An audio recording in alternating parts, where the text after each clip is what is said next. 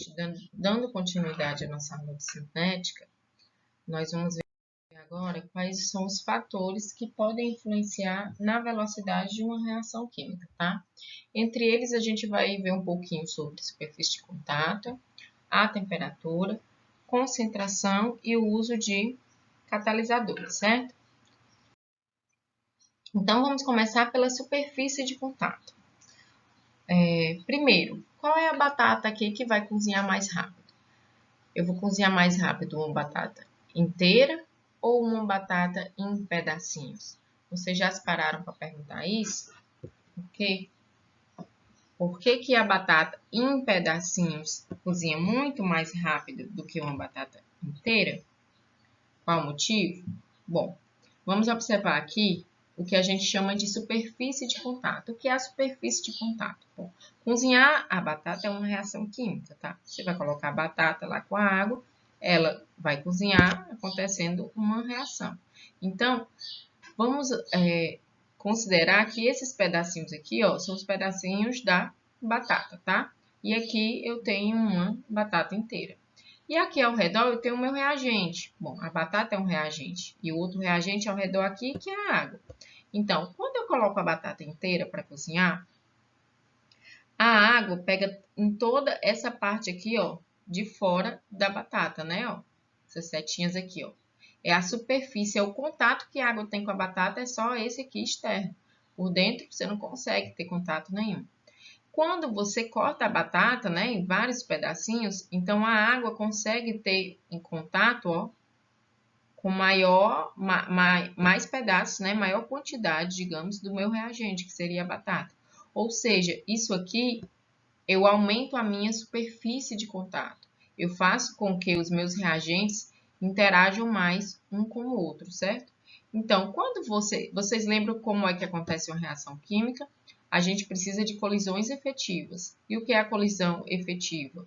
É quando eu tenho uma orientação favorável e quando eu tenho uma energia suficiente, né? Para que a reação aconteça. Então, ó, se eu estou dando possibilidades de uma maior superfície de contato, consequentemente, eu vou aumentar as minhas colisões, certo? Se eu estou tendo mais colisões, a chance de eu ter colisões efetivas é maior. Se eu tenho mais colisões, então eu tenho mais chances de ter colisões efetivas. E aí eu vou ter mais colisões efetivas e dessa forma eu vou ter uma velocidade da reação aumentada, certo? Outro exemplo aqui, tá?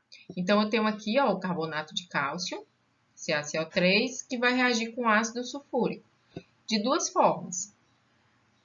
O carbonato de cálcio aqui é um pedaço de mármore, tá? Ó. Nessa figura A, eu tenho o meu reagente carbonato de forma um pedaço único.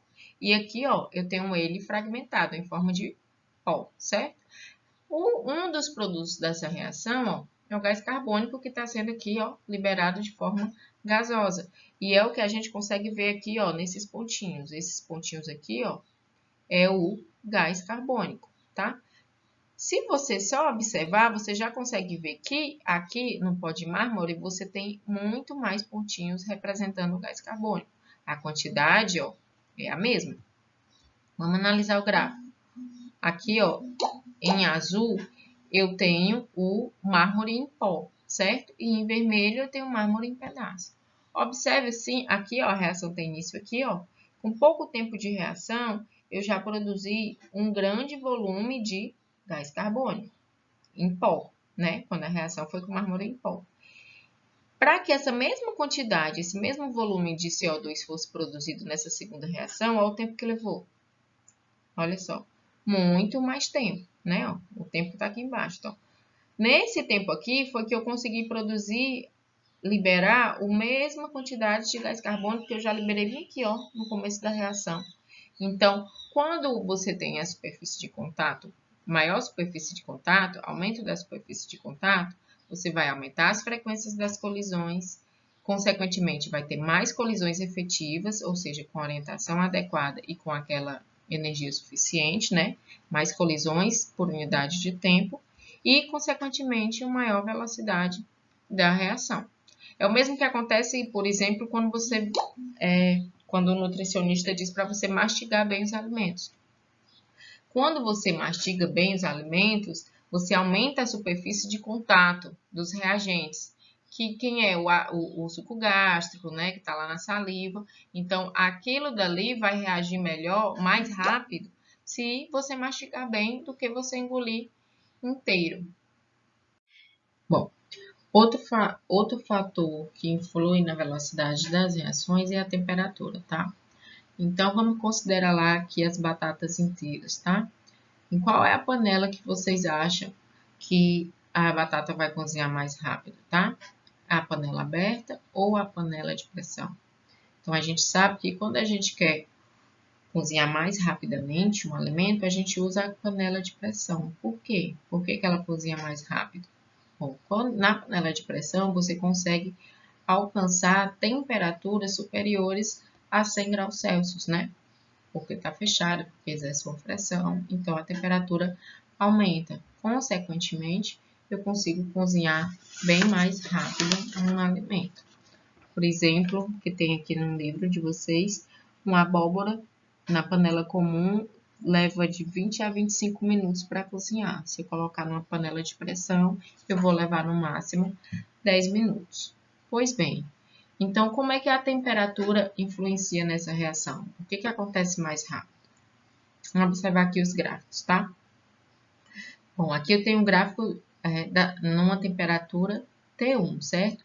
E eu posso olhar bem aqui, ó, o início da energia de ativação e aqui a energia cinética, o que está pintado de azul, que é a energia de movimento das moléculas. Quando eu aumento a temperatura, minha temperatura, que é no caso aqui T2, eu consigo aumentar essa minha energia cinética, tá? Compara aqui o azul com o laranja. Então, eu aumentei a energia cinética, fazendo então com que dentro daqui, desse laranja, eu tenho frações de moléculas com mais probabilidade, né, de ter uma energia suficiente para uma colisão efetiva.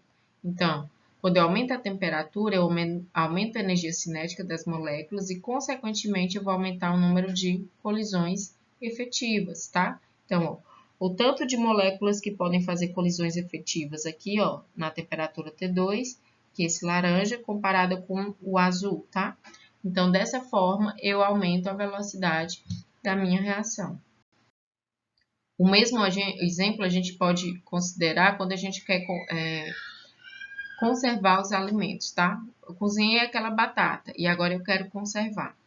Eu posso conservar ela lá na geladeira, tá? Naquela temperatura da geladeira, ou eu posso conservar ela no freezer. Quanto tempo vai durar mais? Quem vai conservar mais? Então, quando a gente quer conservar os alimentos, a gente guarda lá no freezer, né? A menos tantos graus, porque vai diminuir a temperatura, né? E a gente sabe que se aumentar a temperatura, vai reagir mais rápido, aquele alimento vai se desgastar, né? Apodrecer, que a gente chama, mais rapidamente. Um experimento que vocês podem fazer em casa é comprar aqueles remédiozinhos efervescentes, né, antiácidos, e colocar 3 copos, um copo com água gelada, um copo de água na temperatura ambiente e um copo de água morna.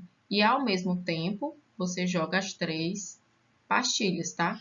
E aí você observa a velocidade dessas 3 reações. Se fizerem, me marque para eu ver no Instagram, tá? Então, o que a gente aprendeu? Se eu aumento a temperatura da reação, eu vou aumentar as partículas com maior energia cinética, eu vou ter mais colisões com energia suficiente, dessa forma, vou ter mais colisões efetivas, e então a velocidade da minha reação vai ser aumentada. Bom, a gente vai observar agora a função da concentração dos reagentes na velocidade das reações. Então, aqui eu tenho uma palha de aço, tá? No exemplo A, que está queimando ao ar livre, onde a gente tem 20% de oxigênio. E eu tenho aqui a mesma palha de aço que está queimando em oxigênio puro, 100% de oxigênio. Bom, o oxigênio aqui é o nosso reagente, tá? Aqui é uma reação de combustão, toda combustão só acontece na presença de oxigênio. No ar atmosférico, você tem em torno de 20% de oxigênio. Então, no ar, você pode observar aqui uma combustão moderada, né? Aqui, a palha de aço está queimando moderadamente. Quando eu aumento a minha concentração do meu reagente, do meu oxigênio, né? Ó, multipliquei por 5 aqui, né? Aumento em 5 vezes, você consegue observar aqui a queima da palha de aço de uma forma bem mais vigorosa. Por quê? Então, aqui eu tenho um recipiente, tá? Com uma concentração pequena, digamos que aqui fosse uma concentração de 20%, e aqui fosse uma concentração maior, tá? Sei lá, 50%, maior do que 20%. Então, quando você tem uma concentração mais baixa, as colisões efetivas são menores, tá? Porque eu tenho menos moléculas para se chocarem. Quando você tem mais moléculas para se chocarem, numa concentração maior, a reação, a probabilidade de você ter mais colisões efetivas, porque você tem mais colisões, é maior. Então, à medida que a concentração aumenta, a frequência com que as moléculas se chocam também vai aumentar, levando então o aumento da velocidade. Então, maior concentração dos reagentes, maior colisões entre as espécies reagentes e mais rápida vai ser a reação. Bom, e por último, a gente vai olhar o papel dos catalisadores nas reações químicas. O que são catalisadores? Bom, catalisadores são substâncias que a gente adiciona durante uma reação química e elas conseguem acelerar a reação. Então, os catalisadores, eles são muito utilizados na indústria química, né? Para que as reações aconteçam mais rapidamente. Por exemplo, zinco, platina. Existem também os catalisadores biológicos, onde a gente usa, por exemplo, as enzimas, tá? Então, aqui eu tenho para vocês um exemplo. Aqui eu tenho a água oxigenada, né? A água oxigenada ela é composta de peróxido de hidrogênio, H2O2, e água, tá? E no frasco B, eu tenho a água oxigenada e foi adicionado alguns pedacinhos de batata. Então, aqui no frasco A, isso ao mesmo tempo, tá? O frasco A, a reação é extremamente lenta. Quando você adiciona lá os pedaços de batatas, a aula de hoje foi só de batata, você vê aqui, ó, como a reação acontece instantaneamente e muito mais rapidamente. Por que que isso acontece? Então, qual é o grande segredo de se utilizar os catalisadores? Então, olha aqui a reaçãozinha preta, sem catalisador, e reação azul com catalisador. Quando você adiciona um catalisador na reação, o que que ele faz? Diminui, ó, a energia de ativação, né? Aquela energia lá do complexo ativado, que a reação precisa subir esse morrinho, ó, para acontecer. Como a energia de ativação aqui é menor, então a reação é bem mais rápida, tá? Então, características dos catalisadores aqui, ó. Ele provém mecanismos diferentes e mais rápido, tá? Então, quando você usa um catalisador, o mecanismo da reação vai ser por outra via, vai ser diferente e vai ser mais rápido. Por que que ele é mais rápido? Porque ele diminui a energia de ativação. E outra característica é que esses catalisadores, eles não são consumidos. O que é isso? Você coloca o catalisador no início da reação, no final da reação, ele está lá porque ele foi regenerado. Ele participa de toda a reação, mas no final você consegue ter o catalisador de volta. Por isso que eles são tão importantes. Até mesmo porque são, geralmente, alguns catalisadores são muito caros. Então, é importante regenerar no final da reação. Então, para finalizar, a gente vai resolver essa questão aqui, tá? Uma questão do Enem de 2018. Então, o sulfeto de mercúrio 2 foi usado como pigmento vermelho para tinturas de quadros e murais. Esse pigmento, conhecido como vermilion, escurece com o passar dos anos, fenômeno cuja origem é alvo de pesquisas. Aventou-se a hipótese de que o vermilion seja decomposto sob a ação da luz, produzindo uma fina camada de mercúrio metálico na superfície. Então, essa reação seria catalisada pelo íon cloreto presente na umidade do ar.